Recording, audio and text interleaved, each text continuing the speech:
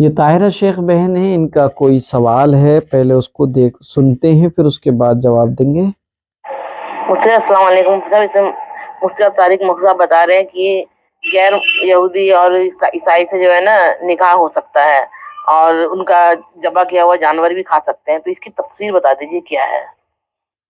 یہ دیکھیے گا ویڈیو کا لنک بھیجا ہے مفتی طاہر صاحب اور مفتی طارق مسعود صاحب کا۔ تو طاہرہ شیخ بہن نے جو انسٹاگرام میں طارق مسعود صاحب کی جو ریل بھیجی تھی، وہ ریل اب چل نہیں رہی ہے۔ بہرحال اس ریل میں مفتی صاحب نے یہ کہا تھا اہل کتاب یعنی یہودی اور عیسائیوں کا ذبح کیا ہوا جانور حلال ہے اور ان سے نکاح بھی جائز ہے، لیکن اس میں تھوڑی سی تفصیل ہے۔ اہل کتاب کا ذبیحہ یعنی حلال کیا ہوا جانور قرآن کریم کی روح سے حلال ہے، مگر شرط یہ کہ وہ ذبح کے وقت اللہ کے علاوہ کا نام نہ لیں بلکہ اللہ ہی کا نام لیں، تو ایسی صورت میں ان کا ذبح کیا ہوا یعنی یہودیوں کا اور عیسائیوں کا ذبح کیا ہوا جو ہے حلال ہوگا، اور وہ اللہ کے علاوہ کسی اور کا نام لے لیں تو ایسی صورت میں ان کا ذبح کیا ہوا جانور حرام ہوگا۔ لہذا اگر یہود و نصارہ اپنے مذہب کے اصول جو پیغمبر اور آسمانی کتابوں کو مانتے ہیں اور وہ ناستک سائنس اور ستارہ پرست نہیں ہیں اور جو جانور کو اللہ کا نام لے کر ہی ذبح کرتے ہیں تو ذبح کے وقت اللہ کے علاوہ کسی اور کا نام نہیں لیتے، تو ایسے یہود و نصارہ اور عیسائیوں کا ذبیحہ حلال کیا ہوا جانور حلال ہے اور اس کا گوشت بھی کھانا جائز ہے۔ لیکن یاد رکھا جائے کہ اس دور میں اکثر یہودی 99 بلکہ 100% یہودی اور عیسائی دہریے ہیں، ناستک ہیں، سائنس پرست ہیں، ستاروں کو پوجتے ہیں، صرف نام کے اہل کتاب ہیں، ان کو مذہب سے بالکل بھی لگاؤ اور واسطہ نہیں ہے، بلکہ ان کی باتوں سے ان کے کاموں سے معلوم ہوتا ہے کہ وہ مذہب سے بیزار ہونے والی قوم ہے۔ تو ایسے یہودی اور عیسائیوں کو اہل کتاب کہنا بھی صحیح نہیں ہے، اور ان کا ذبیحہ یعنی ذبح کیا ہوا جانور بھی ہمارے مسلمانوں کے لیے حلال نہیں ہے۔ اس لیے حلال اور غیر مشتبہ چیز کو چھوڑ کر جو ہے مشتبہ چیز اختیار نہ کی جائے اور ان کے حلال کیے ہوئے جانور سے مکمل پرہیز کیا جائے۔ اسی طریقے سے اہل کتاب یہودی عیسائیوں کی لڑکیوں سے نکاح کرنا بھی جائز نہیں ہے۔ طاہرہ شیخ بہن کا یہ سوال ہے، آڈیو میں سنتے ہیں پھر جواب دیں گے۔ صاحب السلام علیکم۔ صاحب ایک مسئلہ یہ ہے کہ ہمارے پڑوس میں ایک ہندو ہے، تو ہم لوگ عید وغیرہ پہ اس کو مٹھائی دیتے ہیں، تو دیوالی پر وہ بھی ہم کو دیتے ہیں، تو کیا جائز ہے یا کیا کر سکتے ہیں اس کا؟ کل دے کر گیا تو رکھی ہوئی ہے ایسی۔ دیکھیے گا غیر مسلم جو غیر ایمان والے ہیں ان سے کاروباری تعلقات رکھنا، پڑوسیوں کا جو ہے سے متعلق ان کے حق ادا کرنا، اسلام اس کی تعلیم دیتا ہے۔ چنانچہ حدیث شریف میں آتا پڑوسی 3 طرح کے ہوتے ہیں۔ ایک وہ پڑوسی جس کے 3 حق ہیں، یعنی وہ پڑوسی ہمارا رشتہ دار بھی ہے، پڑوسی بھی ہے، مسلمان بھی ہے، تو اس کے 3 حق ہوئے، ایک مسلمان ہونے کا، ایک جو ہے پڑوسی ہونے کا، اور ایک رشتہ دار ہونے کا۔ اس کے 3 حق ہیں۔ دوسرا پڑوسی وہ ہوتا ہے جس کے صرف 2 حق ہیں۔ ہمارے بغل میں رہنے والا کوئی مسلمان ہے تو اس کے 2 حق ہیں، ایک مسلمان ہونے کا حق ہے،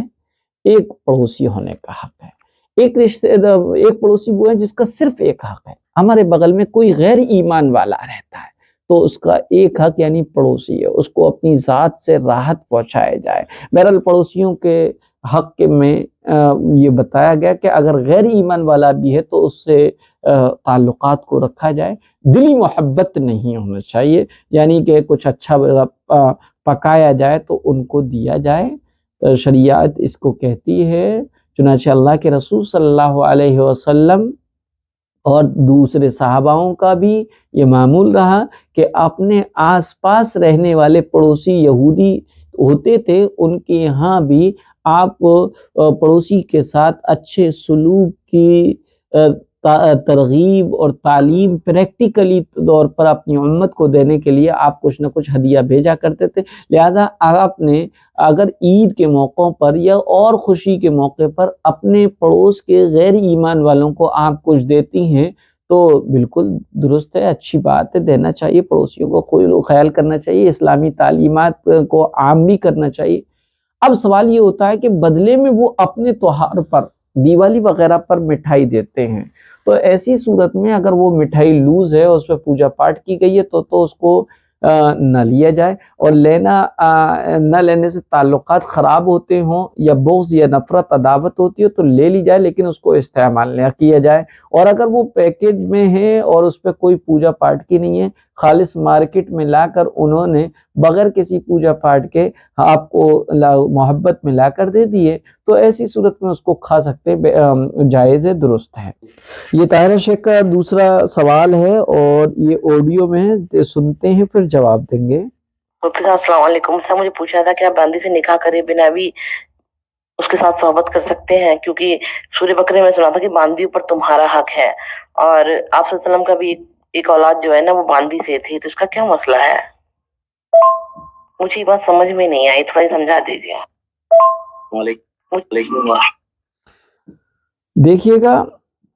باندھی سے نکاح کرنا جائز ہے، اور باندھی سے بغیر نکاح کے صحبت کرنا، جماع کرنا، ہم بستری کرنا اسلام میں درست رکھا گیا ہے۔ اس کا لوگوں کو سمجھ میں نہیں آتا ہے۔ یہی وجہ ہے کہ اللہ کے رسول صلی اللہ علیہ وسلم کی ایک باندھی تھی، ماریہ قبطیہ رضی اللہ تعالی عنہ، ہم سب کی مائیں ہیں۔ ان سے اللہ کے رسول صلی اللہ علیہ وسلم کے ایک بیٹے پیدا ہوئے۔ اب سوال یہ اٹھتا ہے، کیا باندیوں سے بغیر نکاح کے صحبت مستری کرنا جائز؟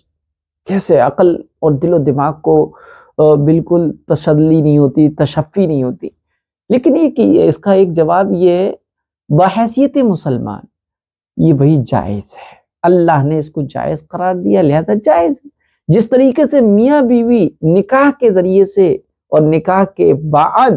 صحبت ان کا کرنا جائز اور درست ہے، اسی طریقے سے اسی اللہ کا یہ حکم ہے کہ باندیوں سے بغیر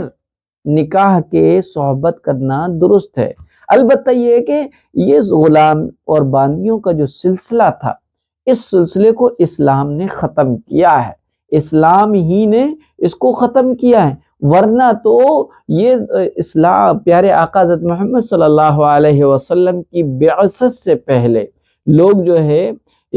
انسان کو غلام بنایا کرتا تھا۔ اللہ کے رسول صلی اللہ علیہ وسلم نے اس غلامیت کے سلسلے کو ایک دم سے ختم نہیں فرمایا، آہستہ آہستہ ختم فرمایا، اور یہ اسلام ہی کی دین ہے کہ اسلام نے غلامیت کو ختم کیا، اور ختم کرنے کے بعد بتایا کہ اللہ کے نزدیک سب سے بدترین وہ لوگ ہیں جو کیا ہے، کسی آزاد انسان کو بیچ کر اس کی قیمت کھائیں، وہ اللہ کی عدالت کے مجرم ہیں۔ حدیث شریف میں آتا ہے، حدیث قدسی ہے، اللہ سبحانہ و تعالی فرماتے ہیں کہ قیامت کے دن 3 طرح کے لوگوں کے خلاف مقدمے میں خود اللہ تبارک و تعالی مدعی بنیں گے۔ نمبر 1، وہ شخص جس نے میرے نام پر عہد کیا، وعدہ کیا، قسم کھائی اور پھر عہد شکنی کو توڑ دیا، وعدے کو توڑ دیا۔ نمبر 2، وہ شخص جس نے کسی آزاد انسان کو بیچ کر اس کی قیمت کھائی، اس کے خلاف بھی اللہ تعالیٰ مقدمہ لڑے گا۔ نمبر 3، وہ شخص جس نے مزدور اجرت پر رکھا، اس سے پوری طرح کام لیا مگر اس کو مزدوری نہیں دی، اللہ تعالیٰ ایسے لوگوں کے خلاف اپنی عدالت میں خود کیس لڑے گا۔ اب بتائیے کیا حال ہوگا؟ وہ بچ نہیں پائے گا۔ لہٰذا یہ باندیوں سے نکاح کرنا، بغیر نکاح کے وہ سب کرنا جو نکاح کے بعد بیوی سے جائز ہوتا ہے، وہ جائز ہے، اسلام نے جائز بنایا ہے۔ لیکن اسلام سے پہلے یہ سسٹم ہوتا آ رہا تھا، لیکن آہستہ آہستہ اسلام نے ختم کیا ہے۔ ہاں البتہ یہ کہ آج کے دور میں کوئی نوکرانی باندی نہیں ہے۔ جو خدمت گار ہیں، گھر میں کوارٹر سروینٹ ہیں، ہاؤس سروینٹ ہیں، وہ سب وہ باندی نہیں ہیں، وہ نوکر نہیں ہیں جن کا ذکر قرآن اور حدیث میں آیا ہے، ان پر وہ احکام لاگو نہیں ہوں گے، کیونکہ اب غلامیت کا دور ختم ہو چکا ہے۔ کوئی انسان کسی انسان کو بیچ نہیں سکتا، غلام نہیں بنا سکتا۔ البتہ یہ ہے کہ وہ جو آج کے دور میں جو وہ سروینٹ ہے، ہاؤس سروینٹ ہے، اسی طریقے سے ملازمہ ہیں اور خادمہ ہیں، گھر میں کام کاج کرنے والی ہیں، برتن دھونے والی ہیں، یہ وہ ہیں مزدور کہلائیں گے۔ ہم نے ان کی ٹائمنگ کو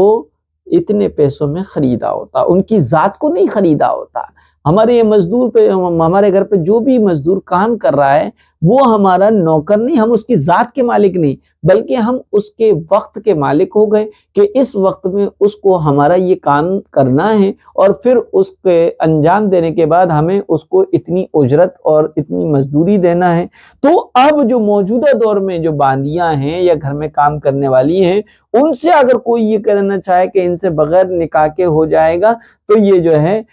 ناسمجھی کی بات ہے اور حرام و زناکاری ہوگی۔ یہ تو ہے کہ شریعت نہیں ہے، کیونکہ اب غلامیت کا دور ختم ہو چکا ہے، لہذا اور موجودہ دور میں کوئی غلام نہیں ہے۔ جو نوکر وغیرہ ہیں وہ بھی مزدور ہوتے ہیں، وہ نوکر نہیں کہلائیں گے۔ یہ محمد عارش ہیں، یہ کہہ رہے ہیں کہ السلام علیکم ورحمۃ اللہ وبرکاتہ۔ وعلیکم السلام ورحمۃ اللہ وبرکاتہ۔ کیا چرونجی کا پیڑ جہنم کے دروازے پر لگا ہے اور بیریا کا پیڑ جنت کے دروازے پر لگا ہے؟ کیا یہ بات درست ہے؟ اس لیے چرونجی نہیں کھانا چاہیے، مجھے ایک شخص نے بتایا تھا، کیا یہ بات صحیح ہے؟ بالکل غلط ہے بھائی، کہیں سے بھی ثابت نہیں ہے، میری نظر سے تو نہیں گزرا کہ چرونجی کا پیڑ جو ہے دوزخ اور جہنم کے دروازے پر لگا ہے۔ ہاں، دوزخ اور جہنم کا جو پیڑ ہے اور اس کا جو پھل ہے وہ زقوم کے بارے میں آیا، وہ زقوم نہایت ہی کڑوا پھل ہوگا، لہذا چرونجی کے بارے میں نہیں آیا۔ کہ چرونجی جائز ہے، کسی بھی چیز کو یہ کہنا بی عینی ہی وہ جنت کی ہے یا بی عینی ہی وہ دوزخ کی ہے، یہ بالکل غلط ہے۔ قرآن دنیا میں جتنی بھی چیزیں ہیں، انار ہو، کوئی بھی چیز ہو، وہ بی عینی ہی جنت کی نہیں، بلکہ جنت کے پھلوں کو بھی صرف اور صرف اس لیے تشبیہ دی گئی ہے تاکہ سمجھنا آسان ہو جائے، ورنہ تو جنت کی نعمتوں کے بارے میں فرمایا کہ جنت کی نعمتیں ایسی ہیں، ایسی مزیدار ہیں، نہ کسی عقل نے سوچا ہوگا، نہ کسی کے دل میں خیال آیا ہوگا، اور نہ ہی کسی آنکھ نے دیکھا ہوگا۔ ان تمام کے باوجود یہ کہا گیا کہ بھئی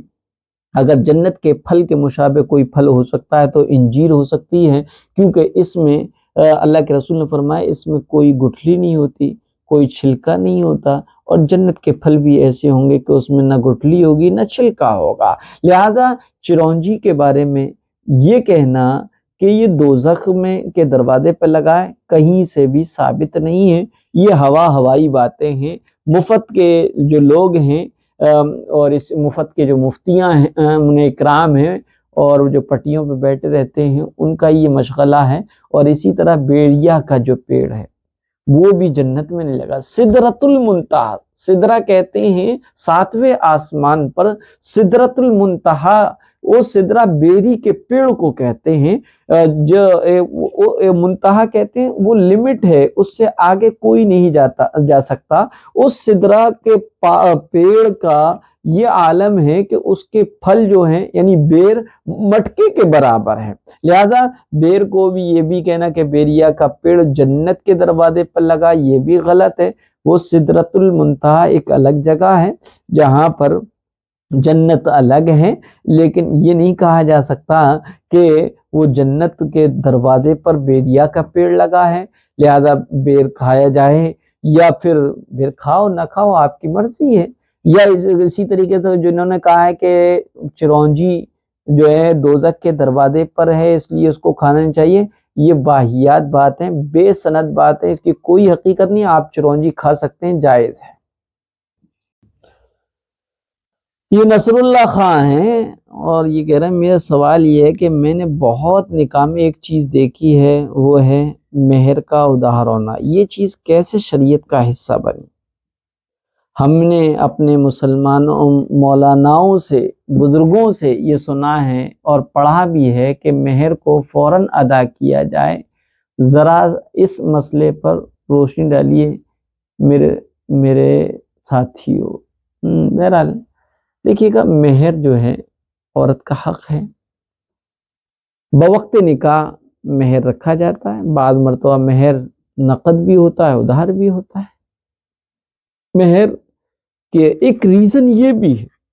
کہ شوہر کی طرف سے یہ پیشگی علامت اور نشانی ہے کہ آج کے بعد میں سارے خرچے کی ذمہ داری قبول کرتا ہوں، اس کے نان و نفقے کا بھی مالک ہوں، اور یہ مہر کی رقم اس کے علاوہ ہے اور پیشگی ہے۔ لہذا مہر جو ہے نقد بھی ہوتا ہے، ادھار بھی ہوتا ہے۔ لہذا اگر مہر کی ادائیگی لازم اور ضروری ہے اور بہتر اس کو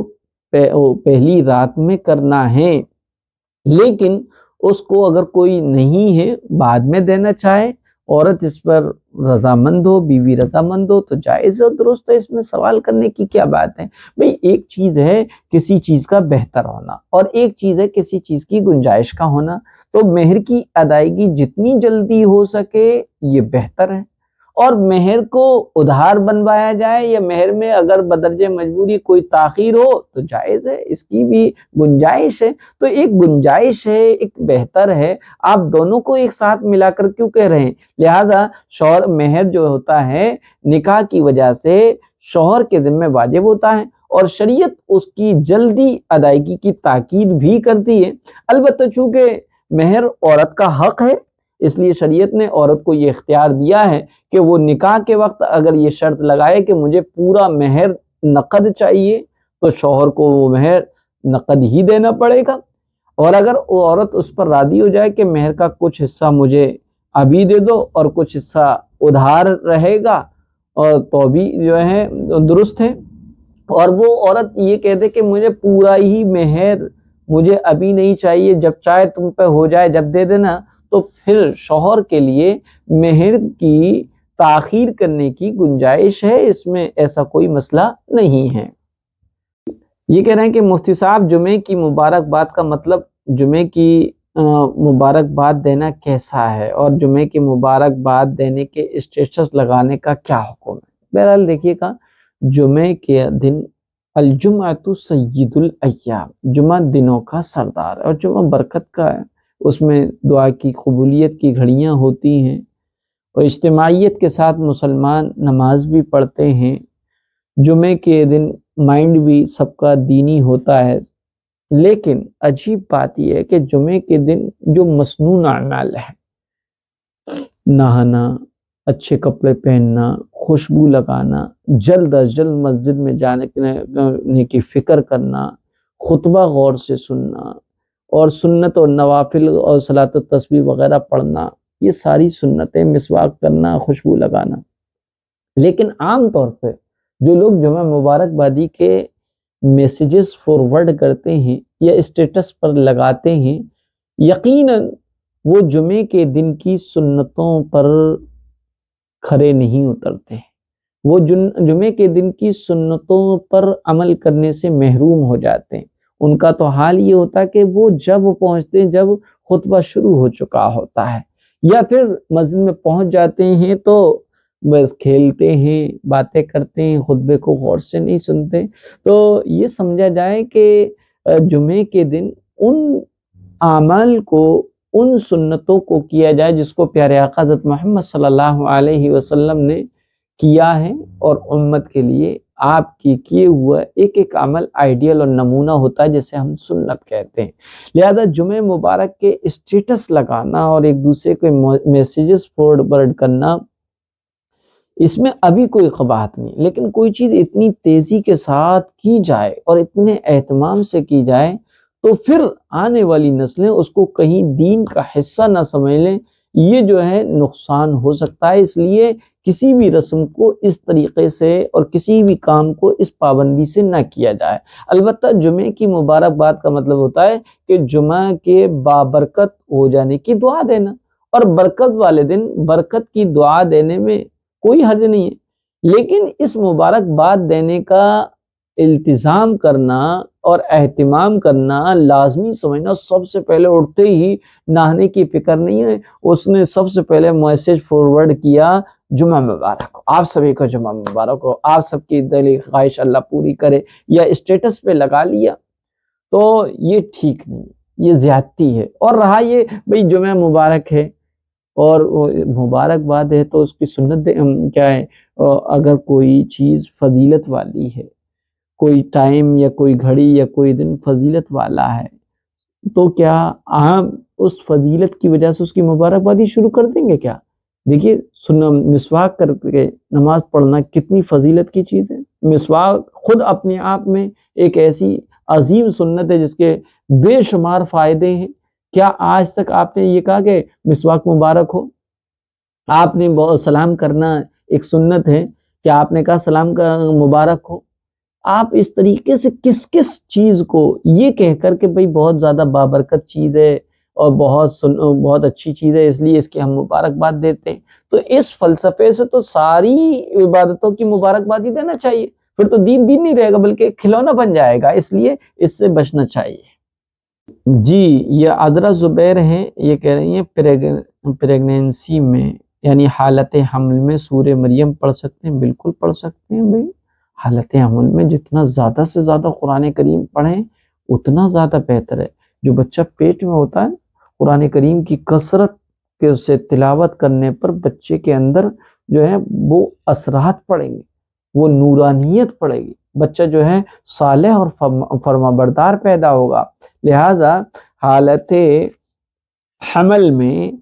سورہ یوسف، سورہ مریم یا کوئی اور صورتیں یا مکمل بالاستیعاب ترتیب وار پورے قرآن کریم کے پڑھنے کا معمول بنایا جائے تو بہت اچھی بات ہے، پڑھ بھی سکتے ہیں، کیونکہ حمل کے دوران کوئی ناپاکی کے دن نہیں ہوتے۔ حمل کے دوران جو پانی وانی کی شکایت ہو جاتی ہے وہ بھی ناپاک نہیں ہوتے بلکہ لکوریے کے حکم میں آتا ہے، اس سے صرف وضو ٹوٹتا ہے، نہانا واجب اور ضروری نہیں ہوتا ہے۔ یہ شمیمہ بہن ہیں، یہ کہہ رہی ہیں کہ مفتی صاحب لا الہ الا اللہ الملک الحق المبین روزانہ 100 مرتبہ پڑھیں اور اس کے فائدے اس ویڈیو میں بتائیں، کیا یہ صحیح ہے؟ جو شخص چاہتا ہے کہ اس کا قرضہ اتر جائے یا وہ جلدی امیر ہو جائے تو اسے چاہیے 3 دن تک کوئی بھی وقت یہ آیت 100 مرتبہ پڑھے، لا الہ الا اللہ الملک الحق المبین۔ یہ جو ہے انسٹا پہ چلنے والی شارٹ ویڈیو میں سے ہے، تو لا الہ الا اللہ الملک الحق المبین روزانہ 100 مرتبہ پڑھا جائے۔ یہ کسی بزرگ کے تجربات میں سے، حدیث سے تو ثابت نہیں۔ البتہ یہ کہ قرآن کریم کی فضائل میں سے ایک فضیلت یہ کہ قرآن کریم کو جس نیت سے پڑھا جائے اللہ تعالیٰ اس پہ ثواب عطا فرماتا ہے،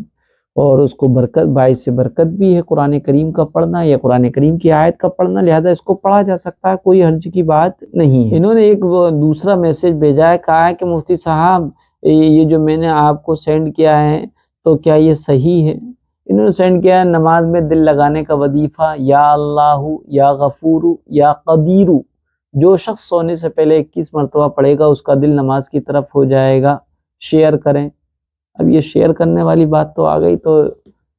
یہ پتہ لگتا ہے کوئی یہ دینی بات ہی نہیں ہے، یہ کوئی دنیاوی بات ہے، شیئر کرنے والی بات آ گئی نا۔ دیکھیے نماز میں دل لگانے کے جو طریقے ہیں اس سے متعلق میرے ایک یوٹیوب پہ چینل پر میری ویڈیو پڑی ہوئی ہے، اس کو دیکھ لیا جائے، لیکن نماز میں دل لگانے کا طریقہ کیا ہے یہ اور اس کے لیے کیا طریقہ اپنانا چاہیے، اس میں جو وظیفہ دیا ہے یا اللہ یا غفور یا قدیر، اس کو پڑھ لیں، کوئی کر سکتا ہے، اللہ کے نام ہے، اسماء الحسنی ہیں، بابرکت ہیں اللہ کے نام، لیکن نماز میں دل لگے یا نہ لگے بہر صورت نماز کا پڑھنا ضروری ہے۔ بعض لوگ کہتے ہیں ہمارا نماز نہیں پڑھتے اس لیے کہ دل لگتا ہی نہیں ہے۔ ارے نماز جو ہے فرض ہے، کوئی ذمہ داری اللہ تعالیٰ نے ہمیں دی ہے اپنے بندوں کو، اور کسی کو کوئی ذمہ داری دی جاتی ہے نا تو نوکر کا کام یہ ہوتا ہے، بندوں کا کام یہ ہوتا ہے کہ اس ذمہ داری کو کریں، چاہیں ان کا دل چاہے یا نہ چاہے. لہذا یہ جو شیطانی وسوسہ جو آج کل ہمارے دماغوں میں اور بھوسا بن کے بھرا ہوا ہے کہ نماز میں جب تک ہم نہیں پڑھیں گے، جب تک ہمارا نماز میں دل نہ لگ جائے، یہ کوئی شاپنگ مال ہے جو دل لگے گا، یا اس کے لیے کوئی وظیفہ لینا. بھئی نماز کو اس لیے پڑھا جائے. نماز میں دل لگانے کا اس سے بہتر کیا طریقہ ہو سکتا ہے کہ اللہ کے رسول نے فرمایا کہ تم نماز ایسے پڑھو جیسے تمہیں اللہ دیکھ رہا ہے. تم اللہ کو دیکھ رہے ہو، یقیناً تم نہیں دیکھ سکتے، تمہارے اتنا اللہ اتنے علوم نہیں ہے، اتنے معارف نہیں ہے. لہذا کم از کم یہ خیال کر لو اللہ تمہیں دیکھ رہا ہے. اور اپنی زندگی کی ہر نماز کو اپنی زندگی کی آخری نماز سمجھ کر پڑھا جائے. اس سے بہتر کیا طریقہ ہو سکتا ہے دل لگانے کا؟ اور یہ کیا الصلاۃ مفتاح الجنہ، نماز جنت کی چابی ہے. یہ تو نماز میں دل لگانے، نماز پڑھنے کا شوق اور ترغیب دلانے کی حدیثیں ہیں. لہذا اس وظیفے کو بھی کیا جا سکتا ہے، لیکن حدیث سے ثابت نہیں ہے. یہ ساؤتھ افریقہ سے ایک بہن ہیں اور یہ انہوں نے ایک ویڈیو دی ہے اور کہا ہے کیا نعت شریف سننا اور کہہ سکتے ہیں، پڑھ سکتے ہیں؟ میں نے پہلے سنا تھا کہ بدعت ہو جائے گی، ویسے مجھے بہت پسند ہے یہ نعت.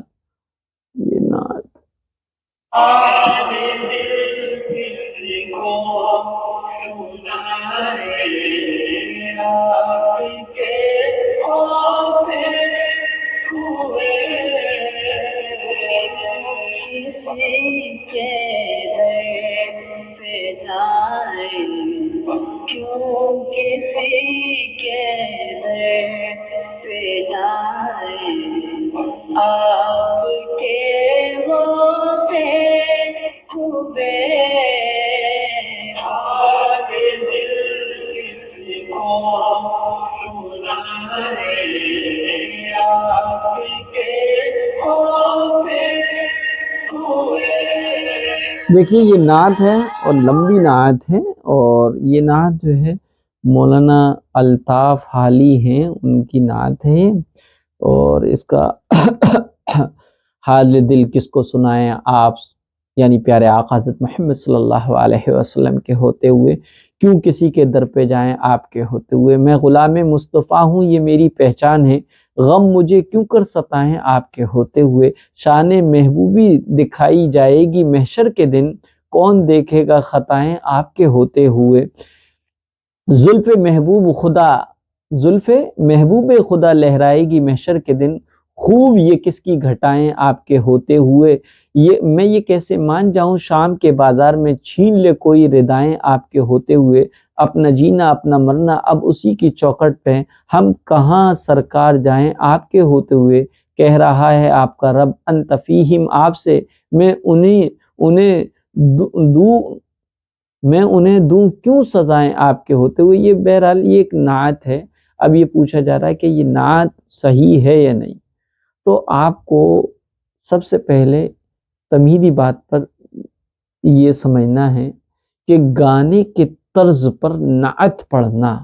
یا گانے کے طرز پر نعت کو سننا منع ہے. اس سے مراد کیا ہے؟ اس سے مراد یہ نہیں کہ عربی الفاظ یا عربی اور اردو کے اشعار یا نعت پڑھنا منع ہے، بلکہ مطلب یہ کہ جان بوجھ کر اپنے ارادے اور اختیار سے کسی فیمس سنگر اور معروف سانگ اور فیمس سانگ کے ہم وزن، بالکل ایک وزن پر اسی آواز کے اتار اور چڑھاؤ کے ساتھ حمدیہ اور نعتیہ اشعار بنا کر گانے کی طرز پر پڑھنا، جس سے عام لوگوں کا ذہن فوراً اسی گانے کی طرف چلا جائے. یا لہجے میں جو موسیقی کا قاعدوں کی رعایت کرتے ہوئے اتار چڑھاؤ کے ساتھ اشعار پڑھنا حمد و نعت کی بے ادبی ہے اور اس کی شان کے خلاف ہے. اور چونکہ ایسا کرنے میں فاسق اور گناہ گار، کھلم کھلا گناہ کرنے والوں کو فاسق کہتے ہیں، ان کے ساتھ مشابہت بھی ہے، اس لیے ایسا کرنا اور بھی زیادہ برا ہے. البتہ اگر غیر اختیاری طور پر آواز کو خوبصورت بناتے ہوئے کسی گانے کی طرز بن جائے یا اس کے بالکل کاپی ہو جائے تو یہ جائز ہے، لیکن مشابہت سے بچنا بھی بہتر ہے۔ بہرحال نبی اکرم صلی اللہ علیہ وسلم کی ایک حدیث میں رسول اللہ صلی اللہ علیہ وسلم نے فرمایا کہ قرآن کریم کو گانے کی دھن پر پڑھنے سے منع فرمایا اور ایسا کرنے والوں کی برائی اور مذمت فرمائی۔ اس حدیث سے یہ رہنمائی ملتی ہے کہ نعت جو کہ ایک عبادت ہے، گانے کے انداز پر نہیں پڑھنا چاہیے۔ البتہ حمد اور نعت کے اشعار پڑھنے میں خوش آوازی اور اچھی آواز پیدا کرنے کے لیے آواز میں مناسب اتار اور چڑھاؤ، ترنم، آواز کو باریک کرنا اور لہرانا وغیرہ یہ شرعاً جائز چیزیں ہیں، ان میں کچھ حرج نہیں۔ صحابہ اکرام نے جو عربی اشعار پڑھے ہیں وہ گانے کے طرز پر نہیں پڑھے، ان حضرات سے اس چیز کا گمان بھی نہیں ہے۔ ہو سکتا ہے وہ حضرات اپنی طبعی اور فطری انداز اور طرز پر اشعار، نعتیہ کلام پڑھا کرتے تھے، ترنم سے پڑھنا بھی ثابت ہے، لہذا ان صحابہ اکرام کے عربی اشعار کو موسیقی کی شکل اور اس کی کاپی بتانا یہ بالکل غلط ہے۔ اور رہی بات اس نعت کے میں جملوں کے اور مضامین کے کہ اس میں کوئی مضمون ایسا تو نہیں ہے جو غلط ہو اور جو شرکیہ ہو، تو یاد رکھیے گا اس میں کوئی مضمون ایسا نہیں ہے جو شرکیہ ہو، بس اس میں کبھی کبھی خیال یہ آتا ہے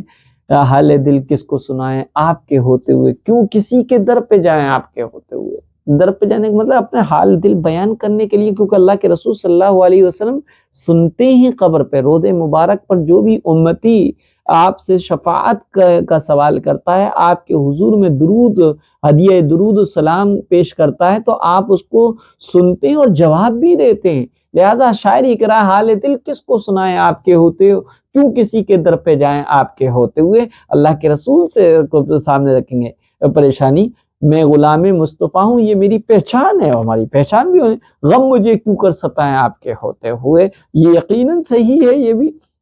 شان محبوب دکھائی جائے گی محشر کے دن، کون دیکھے گا خطائیں آپ کے ہوتے ہوئے۔ اللہ کے رسول صلی اللہ علیہ وسلم نے فرمایا میری امت سے بہت درگزر کا معاملہ فرمایا جائے گا، اور اللہ کے رسول ایک دعا پڑھتے تھے، اللہم انی یا حاسبنی حسابا یسیرا، اے اللہ میرا آسان حساب فرما۔ تو اما عائشہ نے فرمایا اللہ کے رسول آپ کا بھی حساب ہوگا کہ ہاں، جس کا بھی حساب ہو گیا وہ بچ نہیں پائے گا۔ تو پھر اللہ کے رسول سے اما عائشہ نے پوچھا پھر آپ یہ دعا کیوں مانگتے ہیں؟ فرمایا عائشہ آسان حساب کا مطلب یہ کہ اللہ تعالیٰ یوں کہے گا ٹھیک ہے چلو بالکل سرسری انداز میں میری امت کا حساب و کتاب لیا جائے گا، لیکن اللہ جب کسی بندے کا گہری نظر سے اور گہرائی کے ساتھ حساب و کتاب لے لے گا تو پھر اس کو کوئی نہیں بچا سکتا دوزخ میں جانے سے۔ لہذا یہ جو ہے اس میں کوئی مضمون ایسے نہیں ہے جو شرکیہ ہوں، اس لیے جائز ہے، اس کو سنا جا سکتا ہے۔ یہ ایک پوسٹ بھیجی اور کہا کیا یہ صحیح ہے؟ 8 قسم کے لوگ ہیں جن سے قبر میں سوال نہیں کیا جائے گا۔ علامہ شامی فتاوی شامیہ میں لکھتے ہیں جن لوگوں سے سوال نہیں کیا جائے گا وہ 8 قسم کے لوگ ہیں۔ نمبر 1 شہید، نمبر 2 اسلامی ملک کی سرحدوں کی حفاظت کرنے والا، نمبر 3 مرض طاعون سے فوت ہو جانے والا، نمبر 4 طاعون اور وبائی بیماری کے زمانے میں طاعون اور بیماری کے علاوہ کسی مرض اور بیماری سے فوت ہونے والا جبکہ وہ اس پر صابر ہو اور ثواب کی امید رکھنے والا ہو، نمبر 5 صدیق، نمبر 6 بچے، نمبر 7 جمعے کے دن یا رات میں مرنے والا، نمبر 8 ہر رات سورہ ملک پڑھنے والا۔ یہ ایسے ہیں جن سے قبر میں سوال نہیں کیا جائے گا۔ ہاں یہ لکھا ہوا ہے، روایتوں میں ہے۔ یہ ساؤتھ افریقہ سے ایک بہن ہے، وہ کہہ رہی ہیں بیٹی کے نفاس کے 40 دن 9 نومبر کو ختم ہوئے تھے، لیکن 6 نومبر کو بلیڈنگ اسٹاپ ہو گئی۔ بیٹی نے غسل کر کے نماز شروع کر دی۔ 11 نومبر کو ظہر کے بعد بلیڈنگ ہوئی تو اب یہ نفاس کہلائے گا، یہ استحاضہ، یقیناً یہ استحاضہ کہلائے گا، کیونکہ نفاس یعنی بچے کی پیدائش کے بعد آنے والے خون کو نفاس کہتے ہیں، اور نفاس کی شریعت میں کم سے کم کوئی مقدار نہیں ہے، زیادہ سے زیادہ 40 دن تک ہے، اور 40 دن جو ہے 9 نومبر کو پورے ہو رہے تھے، لیکن وہ 6 نومبر میں بلیڈنگ کے اسٹاپ ہو جانے پر انہوں نے غسل وغیرہ نماز وغیرہ شروع کر دی۔ پھر اس کے بعد 11 نومبر کو ظہر کے بعد یعنی 40 دن کے سے 2 دن بعد اوور ہو جانے پر پھر بلیڈنگ آئی، تو یقیناً یہ 40 دن سے زیادہ پر آ رہی ہے، اور 40 دن سے زیادہ پر آنے والا بلیڈ اور خون جو ہے وہ استحاضہ اور بیماری کا کہلائے گا، نفاس کا نہیں کہلائے گا۔ ساؤتھ افریقہ سے یہ بہن ہیں بنت آدم، وہ کہہ رہی ہیں بہن میری جو عمرے پہ گئی تھی تب سے وہ حیض میں ہیں، اب سیٹرڈے کو مدینہ شریف کی روانگی ہے، اب وہ کیا کریں، کیسے عمرہ کریں؟ دیکھیے گا، جو دن مکہ میں ان کو ملے تھے ان دنوں میں وہ حیض میں رہیں، جس کی وجہ سے کوئی بھی عمرہ نہیں کر پائیں،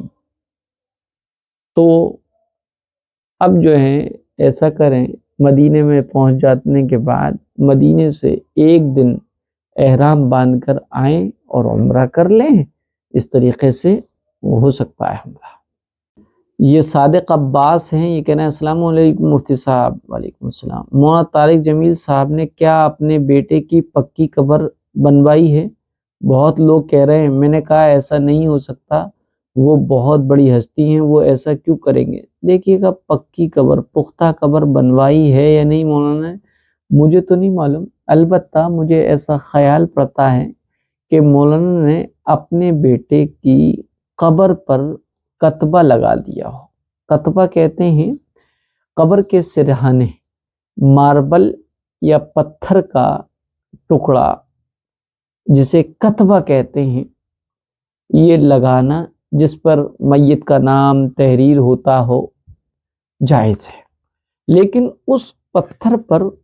کلمہ یا قرآنی آیات لکھنا جائز نہیں ہے، اس سے کلمہ اور کلام پاک کی آیتوں کی بے ادبی ہوتی ہے۔ کوئی خاص ضرورت ہے، مثلا قبر کا نشان باقی رہے، قبر کی بے حرمتی نہ ہو اور توہین نہ ہو اور اس کی پہچان ہو جائے، لوگ اسے پامال نہ کریں، اس کو روندیں نہ، اس ضرورت کے پیش نظر اگر کوئی قبر پر حسب ضرورت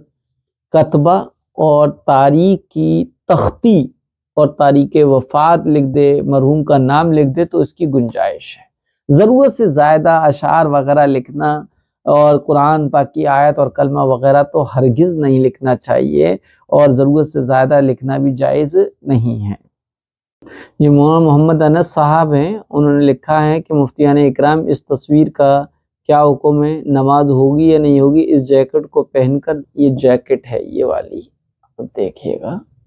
یہ جیکٹ ہے، اور عموماً یہ جیکٹ ہمارے نوجوان پہنتے ہی ہیں، تو یہ پوچھا گیا ہے کہ اس جیکٹ کو پہن کر نماز ہو جائے گی یا نہیں ہو جائے گی؟ تو اس سلسلے میں لکھیے، جاندار کی تصویر میں اگر اس طرح سے کچھ ڈیزائننگ کر دیا جائے کہ دیکھنے کے بعد جاندار کی وہ تصویر معلوم نہ ہوتی ہو، تو وہ حرام تصویر کے زمرے سے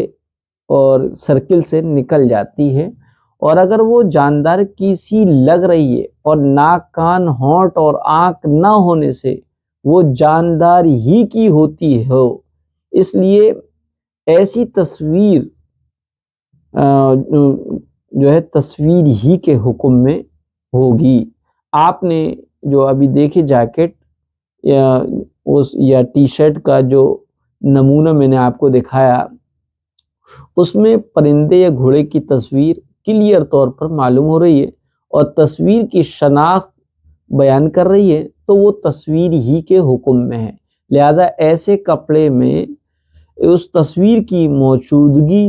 اور رہتے ہوئے اس میں نماز پڑھنا مکروہ ہوگا۔ البتہ اس تصویر کو مٹا دیا جائے، یعنی اس کے دھاگے وغیرہ کو اس طرح ادھیڑ دیا جائے اور نکال دیا جائے کہ تصویر کی شناخت و پہچان بھی نہ ہو سکے، تو تصویر کے حکم سے نکل جائے گی، یا پورے دھاگے کی سلائی کو ادھیڑ دیا جائے، یہ تو تصویر خود بخود ختم ہو جائے گی، پھر دونوں صورتوں میں اس کو پہن کر نماز پڑھنا درست ہوگا۔ یہ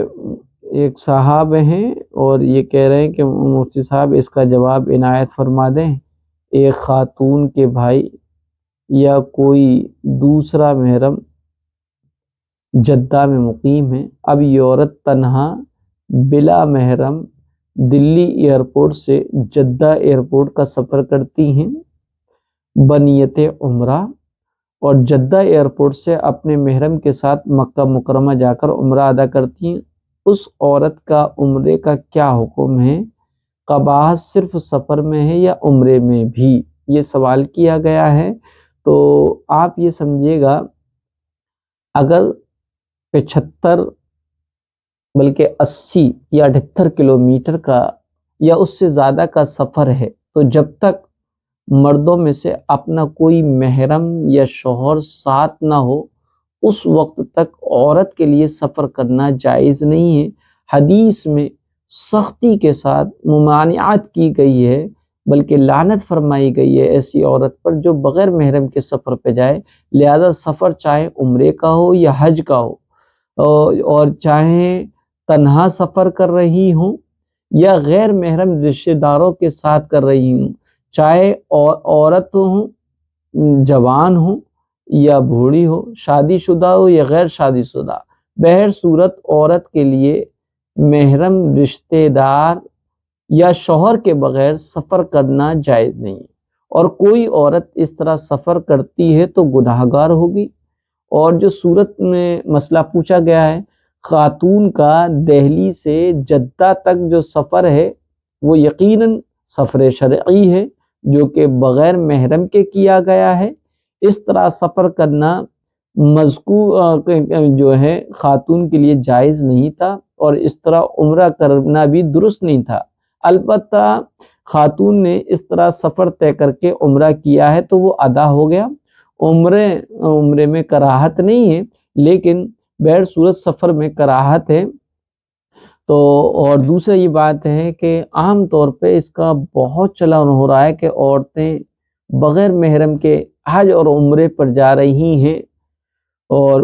اس سلسلے میں یہ سمجھ لیا جائے کیونکہ عبادت عمرہ یا حج کا اصل مقصد اللہ کی رضا اور خوشنودی حاصل کرنا ہے، اور جب شریعت میں ایک بات سے منع کیا گیا ہے کہ بغیر محرم کے سفر جائز نہیں ہے یا غیر محرم کے ساتھ سفر جائز نہیں ہے، تو اس کو کر لینے کی وجہ سے اللہ کو ناراضگی حاصل ہو جائے گی، تو بجائے ثواب کے گناہ ہی کا اندیشہ ہے۔ اس لیے جو خواتین اس طریقے سے سفر کرتی ہیں ان کو نہیں کرنا چاہیے اور بہت زیادہ احتیاط کرنا چاہیے۔ جی، یہ ایک سوال ہے کہ زید نے اپنی بیوی سے کہا کہ اگر تو اپنی پھوپھی کی لڑکی کی شادی میں گئی تو تجھے طلاق ہے، اور اب زید چاہتا ہے کہ اس کی بیوی شادی میں چلی جائے، تو اس کے بارے میں کیا حکم ہے؟ جواب دے کر کیا ہے شکریہ کا موقع عطا فرمائے۔ دیکھیے گا، اگر زید نے طلاق کو شادی میں جانے پر معلق کر دیا ہے تو بعد میں اجازت دینے اور اسی طریقے سے چاہنے سے کہ بیوی شادی میں پھوپھی کی بیٹی کی شادی میں چلے جائے، تو اس سے وہ تعلیق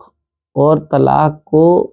شرط پر جو ڈیپینڈ کیا ہے، جسے تعلیق طلاق کہتے ہیں، وہ ختم نہیں ہوگی، بلکہ پھوپھی کے بیٹی کی شادی میں جاتے ہی بیوی پر طلاق پڑ جائے گی۔ اب اگر ایک طلاق کو معلق کیا ہے تو طلاق رجعی ہے، اور رجعت کے صورت میں یہ ہے کہ بیوی کے شادی میں چلے جانے کے بعد فوراً اس سے رجوع کر لے اور جو ہے طلاق سے بچ جائے گا، لیکن آئندہ وہ 2 ہی طلاق کا مالک رہے گا۔ یہ پاکستان سے ہیں، یہ کہہ رہے ہیں السلام علیکم۔ وعلیکم السلام۔ رات میں نے خواب دیکھا کہ میرے والد صاحب اور ان کے 2 بیٹے یعنی میں اور میرا چھوٹا بھائی ہم ایک بیل ذبح کرنا چاہتے تھے۔ والد صاحب نے بیل کو رسی سے قابو کیا، پھر مجھے اور میرے چھوٹے بھائی کو ایک ایک ٹانگ پکڑائی۔ اگر ہم دونوں پکڑ کر رکھتے تو بیل اٹھتا نہیں اور قابو میں رہتا، لیکن میرے چھوٹے بھائی سے ٹانگ چھوٹ گئی اور بیل اٹھ کھڑا ہوا۔ دوسری بار پھر سے گرایا اور یہ سب ہوا، لیکن اس بار چھوٹے بھائی سے چھوٹنے پر بیل کی جو ٹانگ اس کے ہاتھ میں تھی اس پہ درمیانہ سا زخم آ گیا۔ جب تیسری مرتبہ یوں ہوا اور چھوٹے بھائی سے ٹانگ چھوٹنے کے بعد زخم بڑھا تو والد صاحب نے ہم دونوں کو پیچھے کر کے کھڑے بیل کی گردن کو آسرا دے کر بغدہ یعنی سے گردن کا نشانہ لیا اور ایک دم بالکل تکبیر جتنی گردن کر دی، یعنی بغدے سے تکبیر ڈالی اور لہو کا فوارہ پھوٹا، لیکن خون باریک بارش کے فوارے کی طرح اوپر سے آ رہا تھا اور آتا ہی رہا جیسے بہت باریک بارش ہو اور مسلسل ہو۔ اس کی تعبیر کیا ہے بھائی؟ اس کی تعبیر یہ ہے کہ والد محترم آپ کے اپنے دونوں بیٹے یعنی آپ کو اور آپ کے چھوٹے بھائی کو بہت سارا مال اور خیر پہنچائیں گے،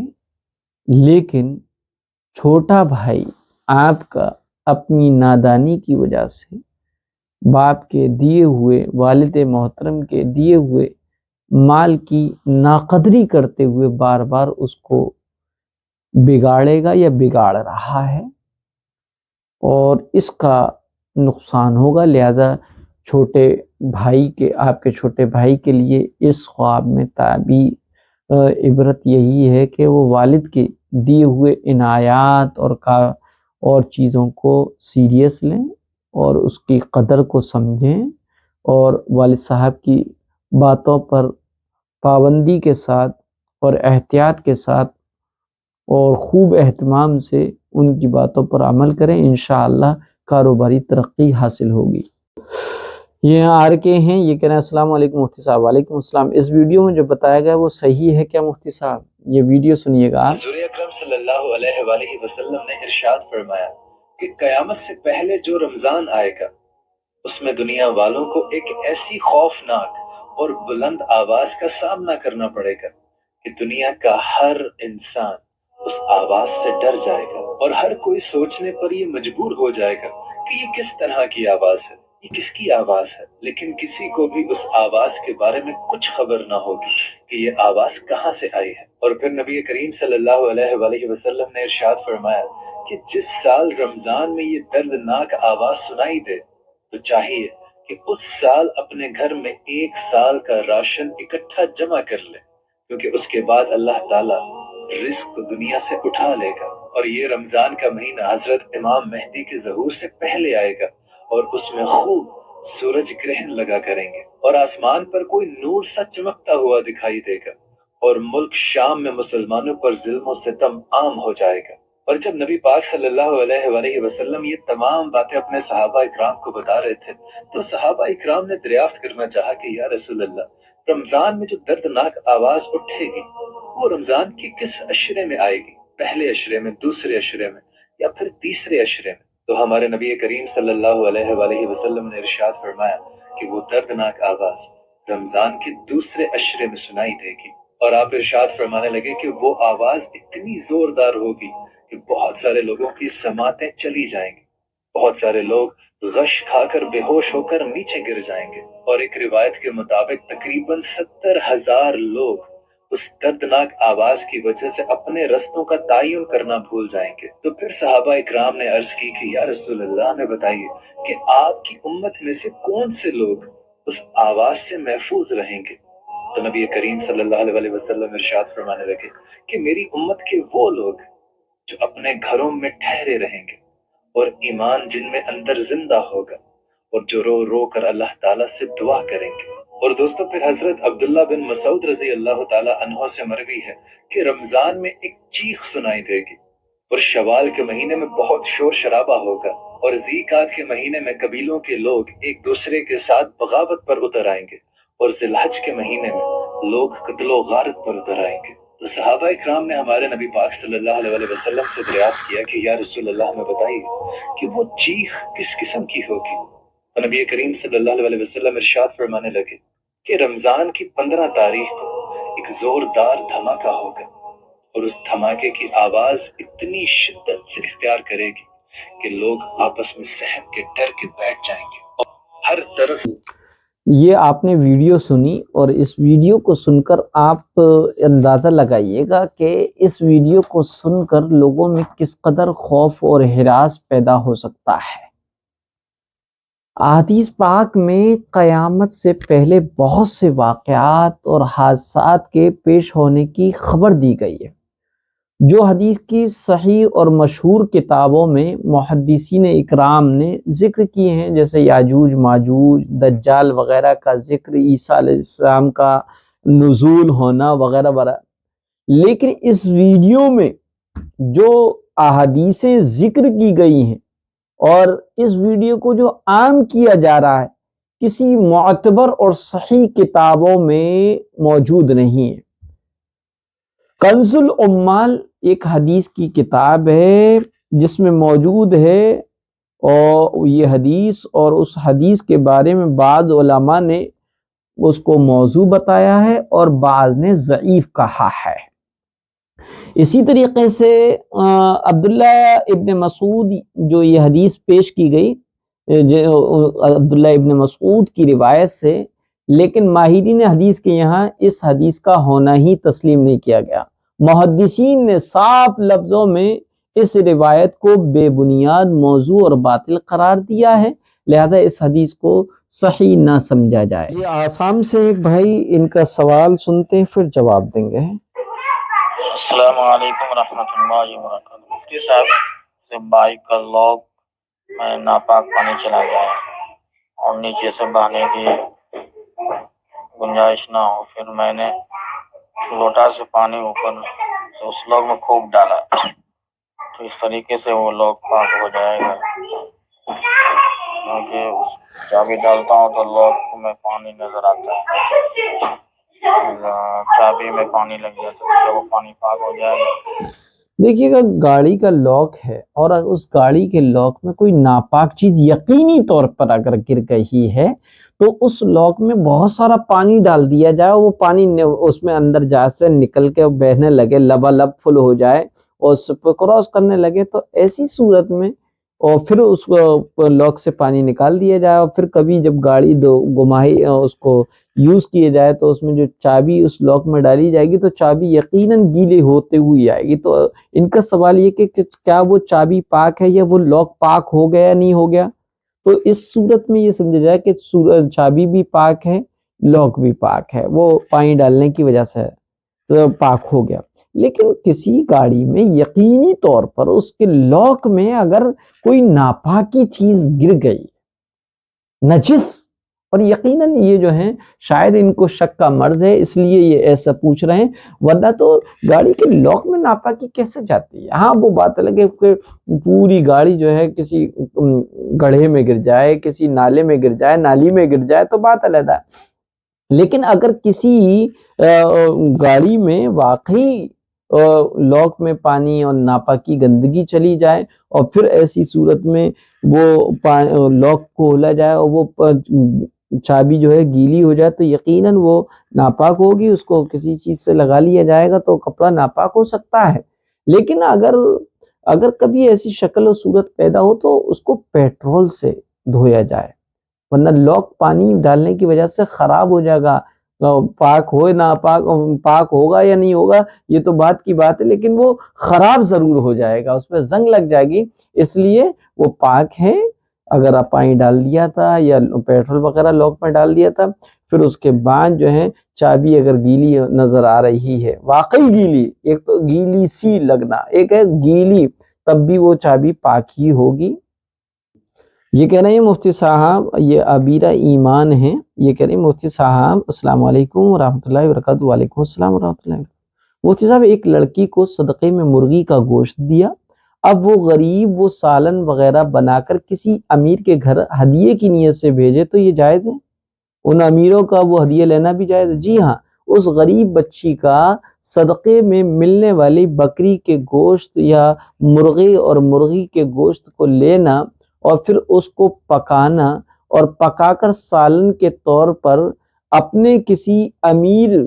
متعلقین کے گھر ہدیہ بھیج دینا یا ہدیے کی نیت سے دے دینا، یہ اس غریب لڑکی کا فعل بھی جائز ہے، اور ان امیروں کا وہ صدقے میں ملنے والی مرغی کے گوشت کا بنا ہوا سالن ہدیے کے طور پر قبول کر لینا بھی جائز ہے۔ اور اس سلسلے میں ایک بات یہ ہے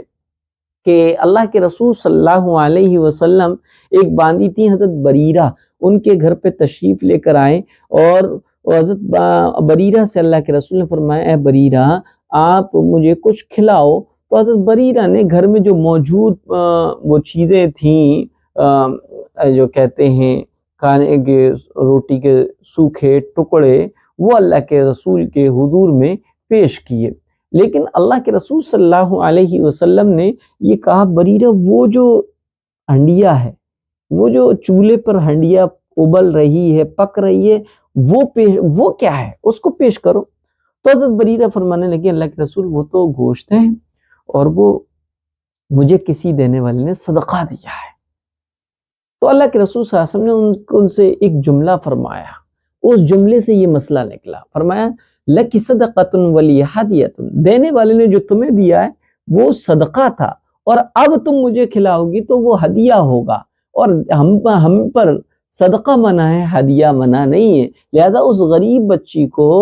جس نے بھی صدقے میں مرغی کا گوشت دیا تھا وہ اس کا صدقہ ادا ہو گیا، اور اس کا لینا بھی صحیح ہے کیونکہ یہ غریب بچی تھی۔ لیکن اب اس غریب بچی کا اس صدقے کے مرغی کے گوشت کو لے کر مالک بن گئی اور اس نے اس کا سالن بنایا، اب وہ مالک بن کر اب ہدیے کے طور پر اس کو جس کو بھی کھلائے وہ اس کے حق میں ہدیہ ہی کہلائے گا، صدقہ نہیں رہے گا۔ یہ زینب ہیں، یہ کہہ رہے ہیں کہ مفتی صاحب میں اور میری کزن، ہم کزن بھی ہیں اور بچپن کے دوست ہیں،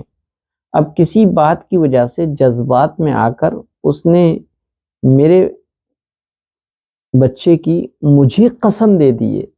کہ اب ہم بات نہیں کریں گے، اب ہم ایک دوسرے سے بات نہیں کرنا چاہتے ہیں اور اب آئندہ بات بھی نہیں کریں گے، لیکن اب حال یہ ہے کہ میں بھی اس کے بغیر نہیں رہ سکتی اور وہ بھی میرے بغیر نہیں رہ سکتی، ہم دونوں آپس میں بات کرنا چاہتے ہیں، تو اس کا کیا حل ہے؟ کیا اس سے میرے بچے کو کوئی نقصان تو نہیں ہوگا اگر میں بولوں؟ تو اس سلسلے میں سمجھیے گا، محض کسی کے قسم دینے سے شرعاً قسم نہیں ہوتی، یعنی قسم دینے سے کبھی بھی قسم نہیں ہوتی، قسم تو کھانے سے ہوتی ہے۔ جیسے کسی نے کہا اللہ کی قسم تم یہ کام ضرور کرو، اور اپنے بچے یا دوسرے کے بچے کی قسم کھانا، اپنے بچے کی یا کسی دوسرے کے بچے کی قسم کھانا، اپنے ایمان کی یا کسی دوسرے کے ایمان کی قسم کھانا، اپنی روزی یا کسی دوسرے کی روزی کی قسم کھانا، یا کسی کو اس کے بچے کی قسم دینا، اس کے ایمان کی قسم دینا، شرعاً گناہ اور ناجائز ہے۔ حدیث میں غیر اللہ کی قسم کھانے کی ممانعات آئی ہیں، اس لیے جو پوچھا مسئلہ گیا ہے اس میں کوئی قسم ہی نہیں ہوئی، اور قسم کے خلاف کرنے سے اگر دونوں آپ کزن اور دوست ہو، کزن کم سہیلیاں زیادہ ہو، اور آپ ایک دوسرے کے بغیر بولے بغیر نہیں رہ سکتے، تو اس لیے اس صورت میں اگر آپ دونوں آپس میں بات چیت کر لیں اور بول چال شروع کر دیں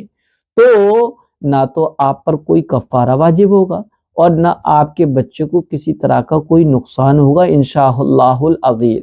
البتہ آپ کی کزن کو چاہیے کہ توبہ و استغفار کریں اور آئندہ اس طرح کی قسمیں کھانے یا دینے سے سخت پرہیز کریں، اور اگر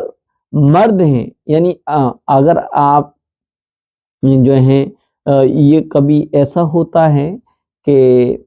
نامحرم نے کوئی قسم کھلا دی تو بلا ضرورت و مجبوری بغیر محرم سے نامحرم سے بات کرنا ہی جائز نہیں، بات نہیں کرنا چاہیے، کیونکہ اجنبیہ عورت یا لڑکی سے بلا ضرورت مجبوری بھی بات کرنا درست نہیں ہے۔ یہ سوال ہے صادق عباس صاحب کا، یہ کہہ رہے ہیں شادی کے موقع پر دلہن پر لہنگا چڑھانا اور دلہن کو لہنگا پہنانا کیسا ہے؟ دیکھیے، دلہن کا لہنگا پہننا جائز ہے، البتہ اس میں ستر پوشی اور پردے کا خیال رکھنا لازم ہے۔ یعنی اگر وہ باریک کپڑا ہے تو اس کے نیچے بھی کوئی شلوار یا پائجامہ وغیرہ پہنے، اور قمیص یا کرتا ایسا ہو جس سے ناپ وغیرہ سب اور ٹنڈی وغیرہ سب اعضائے مستورہ اچھی طرح سے چھپ جائے۔ ایک عورت کا اپنے محرم رشتہ داروں کے سامنے بھی ناف، پیٹ اور بازو اور اس سے پیچھے پیٹھ کے حصے کا کھلنا جائز نہیں ہے۔ البتہ لہنگے کا یا رخصتی کا جوڑا کوئی بھی ہو سکتا ہے، اس کے لیے کسی کلر کا ہونا لازمی اور ضروری نہیں۔ یہ اپنے اپنے علاقے کے کلچر ہیں، طور طریقے ہیں۔ کہیں تو دلہنیں لال جوڑے میں رخصت کی جاتی ہیں، کہیں سفید جوڑے میں رخصت کی جاتی ہیں، کہیں ہرے جوڑے میں رخصت کی جاتی ہیں۔ اسلامی طریقہ کوئی بھی رنگ خاص نہیں ہے، جس کے پاس جو بھی جوڑا میسر ہو اس میں اپنی بیٹی کو رخصت کر دیں۔ لہنگا ہونا بھی ضروری نہیں اور لہنگے کا لال ہونا بھی ضروری نہیں۔ اسی طریقے سے بعض جگہ پر یہ کوتاہی ہوتی ہے کہ لڑکی والے جب تک لڑکی سے نکاح قبول نہیں کرواتے جب تک کہ ان کی سسرال کی طرف سے آیا ہوا جوڑا اس کو دلہن کو نہیں پہنا دیا جاتا۔ یہ خام خواہی کی رسم ہے، ورنہ تو نکاح کے قبول کرنے کے لیے سسرال کی طرف سے آئے ہوئے جوڑے یا دوپٹے کا سر پر ہونا یا بدن پر ہونا ضروری نہیں۔ بغیر اپنے باپ کے پیسوں کے یعنی اپنے میکے کے ہی کپڑوں میں اگر کوئی لڑکی نکاح قبول کر لے تو نکاح ہو جائے گا۔ یہ خام خواہی کی رسم ہے اور اس میں 1-2 گھنٹے برباد ہوتے ہیں اور بے ستری بھی ہوتی ہے کہ جو سسرال سے کپڑے ہیں لڑکے والوں کی طرف سے دلہن کے، وہ دلہن کو پہننا ہوتے ہیں، سب کے سامنے پہننا پڑتا ہے، وہاں پر مرد عورتوں کی گیدرنگ ہوتی ہے، بے ستری ہوتی ہے، اس کا الگ گناہ ہے اور بہت زیادہ تاخیر بھی ہو جاتی ہے، 1-2 گھنٹے قاضی صاحب بھی بیٹھے رہتے ہیں۔ اس لیے یہ رسم ہے، اس کا دین سے اس کا کوئی تعلق نہیں ہے۔ یہ کہہ رہے ہیں کہ ایک سوال ہے کہ ایڈ پر کلک کر کے پیسے کمانا کیسا ہے؟ ایک شخص نے ایک ویب سائٹ بنائی ہے کلک کے نام سے، جس میں روزانہ کے اعتبار سے ایڈز دیکھنے پڑتے ہیں اور ان کو دیکھنے کے لیے پیکیجز کرنے پڑتے ہیں، اور پیکیجز 10,000 سے 1,00,000 تک ہیں۔ مثلا اگر ہم 10,000 والا پیکیج کرتے ہیں تو اس کے بینک اکاؤنٹ میں ہمیں 10,000 بھیجنے ہیں، پھر جو ہے 40 دن تک ایڈز اس ویب سائٹ پر ہمیں دیکھنے ہیں، تو اس کے عوض میں ہمیں 400 روپے ملیں گے۔ اگر ایڈ 40 سے کم دیکھے تو بھی اسی حساب سے پیسے ملیں گے، اور یہ ہر پیکیج 3 مہینے تک چلے گا۔ اس کے بعد پھر نیا پیکیج کرنا پڑے گا، اور جو ایڈز دکھائے جاتے ہیں اس میں معروف اور مشہور علماء اکرام کے بیانات ہوتے ہیں، اسلامک اسکالر ہوتے ہیں، اور اگر کوئی کسی اور کو اس ویب سائٹ میں ایڈ کرتا ہے تو جسے ایڈ کیا ہے جب وہ 40 ایڈز دیکھ لے گا تو ایڈ کرنے والے کے اکاؤنٹ میں 70 روپے جمع ہوں گے۔ کیا یہ صورت جائز ہے؟ ہم یہ پیکیج کر سکتے ہیں یا نہیں؟ اگر نہیں تو اس کی کیا وجہ ہے؟ یہ سوال کیا گیا ہے۔ دیکھیے گا، ایڈز پر کلک کر کے پیسے کمانا تو یہ جو ہے ایک معاملہ اور اجارے کی صورت ہے، یعنی جتنی مرتبہ کلک کریں گے اسی کے اعتبار سے پیسے ملیں گے۔ یہ جو ہے اجارے کی صورت ہے اور جائز ہے، لیکن چند ریزن کی وجہ سے، چند وجہ کی وجہ سے جائز، یہ معاملہ ناجائز ہے۔ ایک تو یہ ایڈز دیکھنے کے لیے 10,000 یا اس سے زائد کے پیکیج کے کرنے کی شرط لگانا، یہ کرائے پر یہ معاملات کے خلاف ہے۔ دوسرا ایڈس میں اگرچہ معروف علماء اکرام کے بیانات ہوتے ہیں لیکن اس میں ایڈورٹائزمنٹ کے ذریعے تصاویر وغیرہ اوپر کو آتی رہتی ہے جن کا دیکھنا جائز ہے۔ تیسرا، اگر آپ کسی مہینے میں ایڈس پر کلک نہ کریں یا کم ہی کر پائیں تو ابتدا اور شروع میں 10,000 کی دی ہوئی رقم کا نقصان اٹھانا پڑے گا جو کہ جوئے کی شکل میں آتا ہے۔ اس لیے اس بنیاد پر اس طرح کی ویب سائٹ بنا کر پیکیجز بیچنا اور خریدنا جائز نہیں ہے۔ یہ فرین بہن ہے اور یہ کہہ رہی ہے ایک سوال ہے مفتی صاحب، معراج کا واقعہ جو قرآن میں اللہ نے بیان فرمایا ہے تو وہ پورا بیان ایک ہی صورت میں ہے؟ اگر ہاں تو کس صورت کی آیتیں ہیں؟ دیکھیے گا، معراج کا مکمل بیان اور مکمل تفصیل کے ساتھ واقعہ قرآن میں نہیں بیان کیا گیا۔ قرآن میں بے شمار واقعات بیان کیے گئے ہیں لیکن صرف حضرت یوسف علیہ السلام کا واقعہ تفصیل سے اور ترتیب وار اور ایک نظم کے ساتھ پورے صورت میں ذکر کیا گیا سوائے اور وہ ہیں حضرت یوسف علیہ السلام کا قصہ جس کا نام سورہ یوسف ہے۔ اس کے علاوہ کوئی قصہ تفصیل کے ساتھ اور ترتیب کے ساتھ نہیں بیان کیا گیا۔ البتہ سورہ بنی اسرائیل یعنی 15ویں پاری کے شروع میں سبحان الذی اسری بعبدہ لیلا من المسجد الحرام الی المسجد الاقصی الذی بارکنا حولہ لنریہ من آیاتنا انہ هو السمیع البصیر، ان آیات میں اسرا اور معراج یعنی بیت اللہ سے مسجد حرام سے بیت المقدس تک کا جو سفر تھا یہ اسرا کہلاتا ہے، اور بیت المقدس سے 7 آسمان اور جہاں تک اللہ کو منظور ہوا وہاں تک کا سفر معراج کہلاتا ہے۔ لہذا ان آیات کی تفسیر میں پورا آپ کو معراج کا واقعہ مل جائے گا۔ یہ کہہ رہے ہیں مفتی صاحب اسرار اور رموز کیا ہوتا ہے؟ اسرار سر کی جمع ہے، سر کی معنی راز، بھید کی باتیں، رموز رمز کی جمع، رمز معنی اشارے، نشانیاں۔ اسرار و رموز یعنی بھید کی باتیں اور نشانیاں، یہ ہوتا ہے۔ یہ کہ نہیں مفتی صاحب قرآن کے اوپر پلاسٹک لگا ہوا تھا کور کے طور پر، لیکن اب وہ بالکل پھٹ گیا ہے تو اس کو کہاں رکھیں؟ تو ایسا ہوتا ہے عام طور پر کہ کسی جیسے یہ ہے، اس پہ یہ پلاسٹک چڑھی ہوئی ہے، پنی جیسے کہہ لیجیے گا، اگر یہ قرآن شریف وغیرہ پہ چڑھی ہوئی ہے، جیسے کہ یہ قرآن ہے، اس قرآن پہ پنی وغیرہ چڑھی ہوئی ہو اور وہ پنی کسی وجہ سے پھٹ جائے تو اب اس کو اتار لیا جائے تو اس کو کہاں رکھیں؟ اب یہ پنی ہے، اس کو جلا بھی سکتے ہیں، کہیں ایک طرف رکھ بھی سکتے ہیں، کیونکہ یہ قرآن کریم سے ملی رہی ہے۔ جب تک یہ ملی تھی تو جب تک قرآن کے ساتھ ادب کا تعلق تھا، لیکن اب چونکہ یہ قرآن سے ہٹ گئی ہے لہذا یہ قابل ادب اور قابل تعظیم نہیں رہی، اس کو کچھ بھی کر سکتے ہیں۔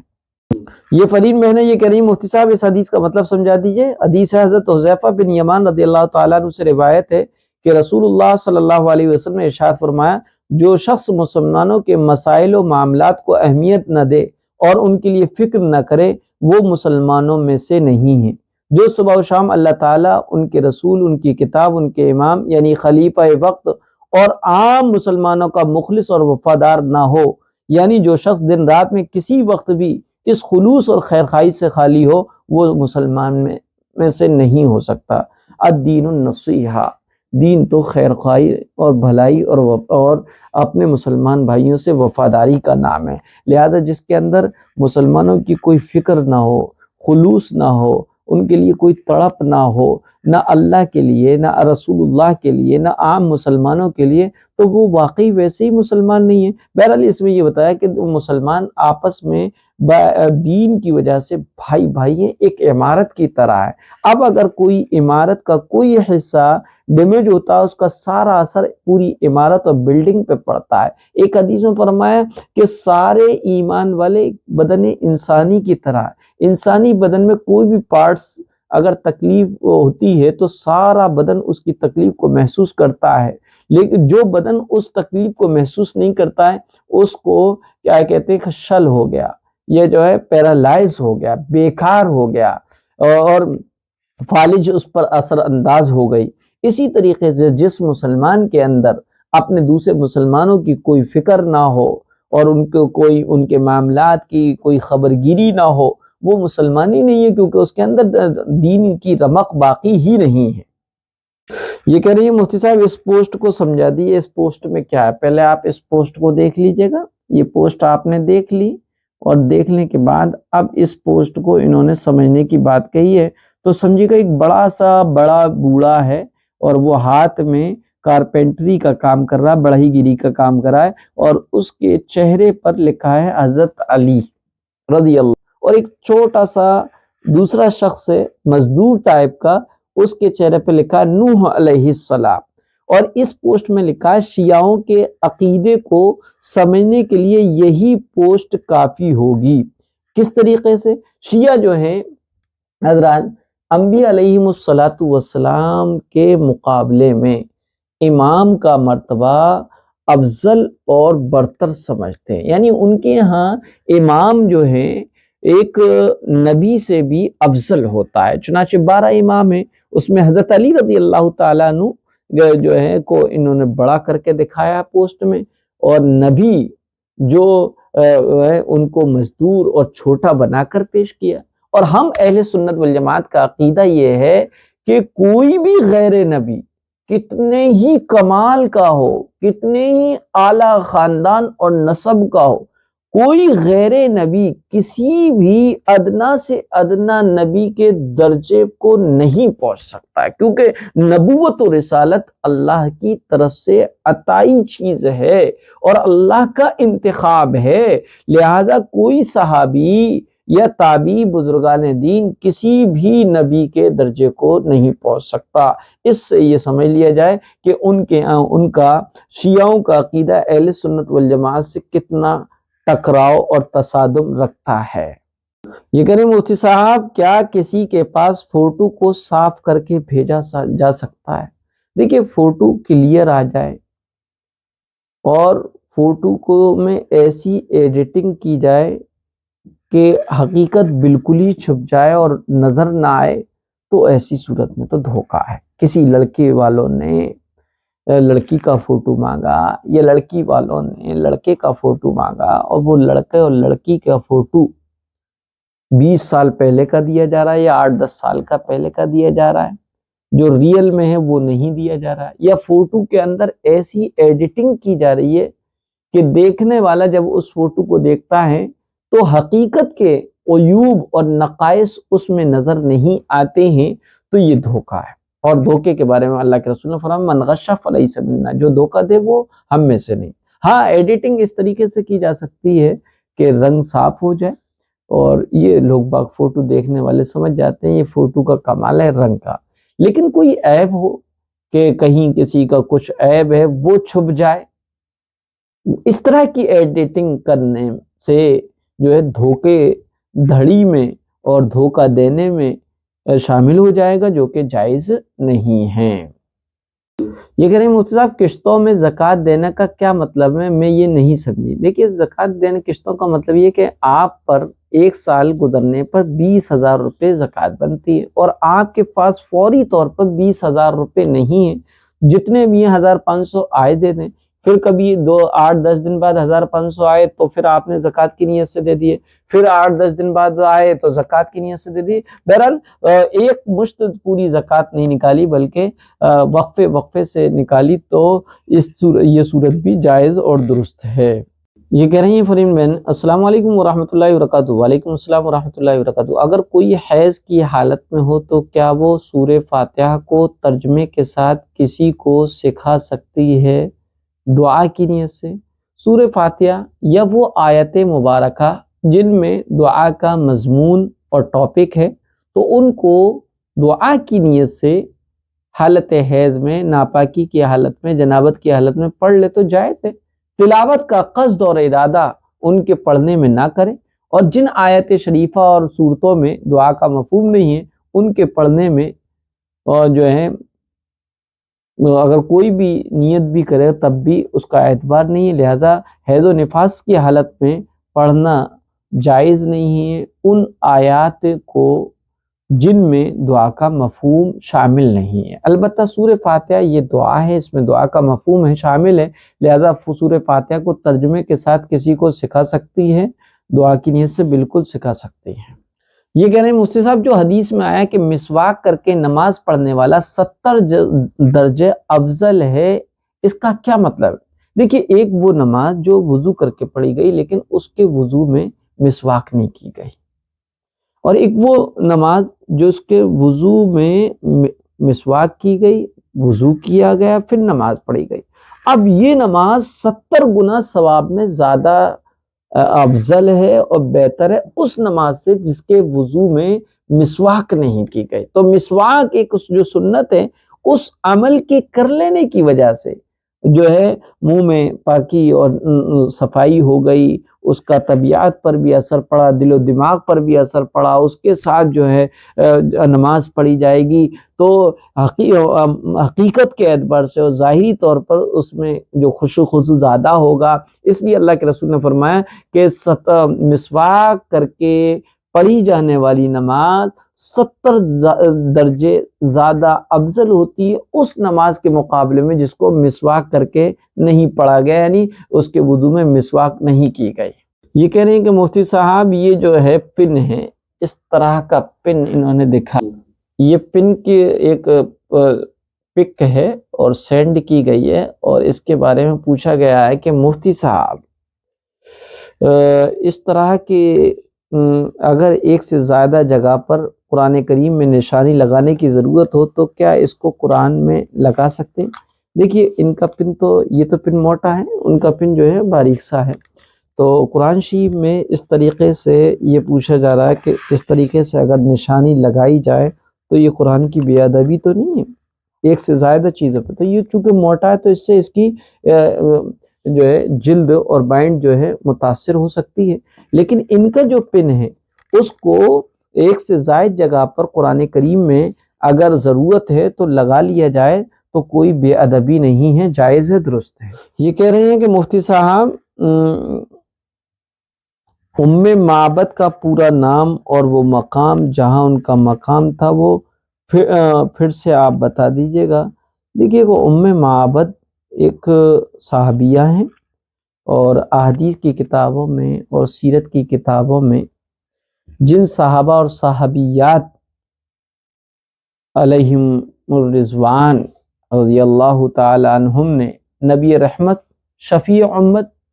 صلی اللہ علیہ وسلم کے حسن و جمال اور حلیہ مبارک کو بیان فرمایا ہے، ان میں ایک نام حضرت سیدتنا ام معبد رضی اللہ تعالی عنہ کا بھی ہے۔ ام معبد رضی اللہ تعالی عنہ کا نام عاتقہ بنت خالد خزاعیہ ہے، مگر یہ اپنی کنیت سے زیادہ مشہور ہوئی۔ آپ ایک مہمان نواز خاتون تھی جو قدید کے مقام پر ایک خیمے اور تمبو میں اپنی زندگی گزر بسر کرنے کے ساتھ ساتھ قدید سے گزرنے والے مسافروں کی میزبانی نہایت ہی خوش دلی کے ساتھ کیا کرتی تھی۔ آقا کی آمد مرحبا، ہمارے پیارے آقا مکی مدنی مصطفیٰ صلی اللہ علیہ وسلم نے اللہ پاک کے حکم سے جب مکہ مکرمہ سے مدینہ منورہ کی طرف ہجرت فرمائی تو راستے میں ان کے خیمے کے پاس سے پیارے آقا گزرے۔ ان کے شوہر ابو معبد اکثم بن الجون بکریہ چرانے گئے ہوئے تھے۔ گھر میں صرف ایک نہایت ہی کمزور بکری تھی جو کمزوری کی وجہ سے ریوڑ کے ساتھ بھی نہیں جا سکتی تھی، اس لیے وہ چرنے بھی نہیں گئی۔ نبی اکرم صلی اللہ علیہ وسلم نے ام معبد سے اس بکری کا دودھ دوہنے کی اجازت لی، پھر بکری کے تھن پر اپنا مبارک ہاتھ پھیرا تو دعا کی، الہی اس بکری کے میں برکت عطا فرما، اور اللہ کا نام لے کر دودھ دوہنا پیارے آقا نے شروع کیا۔ سرکار دو عالم صلی اللہ علیہ وسلم کے مبارک ہاتھوں میں جو ہے جس کو لگا اور مبارک ہاتھوں سے جب دودھ کڑا ہے تو بکری کے خشک تھنوں میں اتنا قدرتی طور پر دودھ اتر آیا کہ وہاں موجود تمام لوگ سیر ہو گئے، پیٹ بھر گئے، اتنا پیا۔ رحمت عالم صلی اللہ علیہ وسلم نے دوبارہ دودھ دہا اور دودھ سے ام معبد کے گھر کے سارے برتن، ان کے پاس جو بھی تھے وہ سارے کے سارے بھر گئے۔ پھر اللہ کے رسول صلی اللہ علیہ وسلم جو ہے ان کو چھوڑ کر آگے چل دیے۔ حلیہ مصطفیٰ مرحبا مرحبا، ام معبد کے شوہر جب بکریاں چرانے کے بعد گھر واپس آئے تو گھر میں دودھ سے لبالب بھرے ہوئے لبریز برتن دیکھ کر حیرت زدہ ہو گئے اور پوچھا کہ یہ دودھ کہاں سے آیا ہے؟ ام معبد نے سارا واقعہ سنا دیا۔ ابو معبد نے کہا یہ تو وہی قریشی شخص معلوم ہوتے ہیں جنہیں قریش تلاش کر رہے ہیں، ذرا ان کا حلیہ تو بتا۔ ام معبد نے رسول اکرم صلی اللہ علیہ وسلم کا حلیہ مبارک یوں بیان کیا کہ ان کا حسن نمایاں، چہرہ حسین، قد و قامت جو ہے خوبصورت، نہ بڑے پیٹ کا عیب نہ چھوٹے سر کا نقص، انتہائی خوبصورت، خوبرو آنکھیں، سیاہ اور بڑی پلکیں، گونجدار آواز، گردن بلند، داڑھی مبارک گھنی، باریک اور باہم ملی ہوئی ابروئیں، بھوئیں، خاموش رہیں تو باوقار، لب کشا ہو تو چہرہ پر بہار و وقار، سب سے بڑھ کر باجمال، دور و نزدیک سے حسین و جمیل، شیریں زباں، گفتگو صاف اور واضح، نہ بے فائدہ اور نہ ہو بیہودہ، مبارک منہ سے الفاظ ادا ہوں تو گویا موتی جھڑے، اور درمیانہ قد، نہ لمبا کہ دراز قامتی بری لگے، نہ پست کہ آنکھوں میں حقارت پیدا ہو، دو سر سبز و شاداب شاخوں کے درمیان لچکتی ہوئی شاخ جو حسین منظر اور عالی قدر ہو، اس کے خدام اور رفقا حلقہ بستہ، اگر لب کشا ہو تو وہ غور سے سنیں اور اگر حکم دے تو تعمیل کے لیے دوڑیں، قابل رشک، قابل احترام، نہ تلخ روح نہ زیادتی کرنے والا۔ میاں بیوی مسلمان ہو گئے۔ حلیہ مبارک سن کر ابو معبد بے ساختہ بول اٹھے، خدا کی قسم تو نے جن کا حلیہ بیان کیا ہے یہ تو وہی شخصیت ہے جن کا ذکر میں نے مکہ میں سنا ہے۔ میں نے ان کی صحبت اختیار کرنے کا ارادہ کر لیا اور اگر میں نے ان تک پہنچنے کی راہ پائی تو میں ضرور ایسا کروں گا۔ پھر دونوں میاں بیوی نے مدینہ منورہ کی طرف ہجرت کی اور مسلمان ہو گئے۔ ادھر پیارے آقا صلی اللہ علیہ وسلم کی برکت سے حضرت سیدتنا ام معبد رضی اللہ تعالیٰ عنہ کے نصیب جاگ اٹھے۔ خود فرماتی ہیں جس بکری کے تھنوں کو نبیوں کے سردار امام الانبیاء دونوں جہاں کے تاجدار صلی اللہ علیہ وسلم نے مس اور ٹچ کیا تھا وہ عرصے دراز تک ہمارے پاس رہی، حتیٰ کہ 18 ہجری میں حضرت سیدنا عمر فاروق اعظم رضی اللہ تعالیٰ عنہ کے زمانے میں جب قحط پڑ گیا اور خشک سالی کی کوئی حد اور لمٹ نہ رہی، جیسے عام زمادہ کہتے ہیں، تو ان حالات میں بھی ہم صبح و شام اس بکری کا دودھ دوتے رہے۔ اسی طریقے سے ازواج مطہرات کا ام معبد کے ساتھ حسن سلوک، ازواج مطہرات رضی اللہ تعالیٰ عنہن ام معبد رضی اللہ تعالیٰ عنہ کے ساتھ جو ہے حسن سلوک فرماتی ہیں اور ان کی عزت کیا کرتی تھی۔ چنانچہ ام معبد رضی اللہ تعالیٰ عنہ فرماتی ہیں حضرت عمر فاروق رضی اللہ تعالیٰ عنہ کی خلافت میں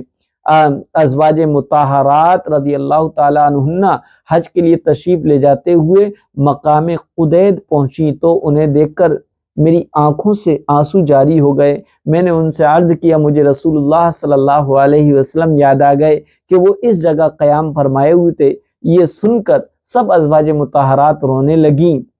انہوں نے مجھے بہت عزت دی، میری قدر کی، میرے ساتھ حسن سلوک سے پیش آئیں اور مجھ سے کہا کہ جب امیر المومنین ہمیں ضروری اخراجات اور خرچے دیں گے تو ہمارے پاس ضرور آنا۔ میں اس موقع پر گئی تو ہر ایک نے مجھے 50 دینار دیے۔ اس وقت ازواج مطہرات کی کل تعداد 7 تھی۔ بہرحال یہ ام معبد کا مختصر سا ذکر ہے۔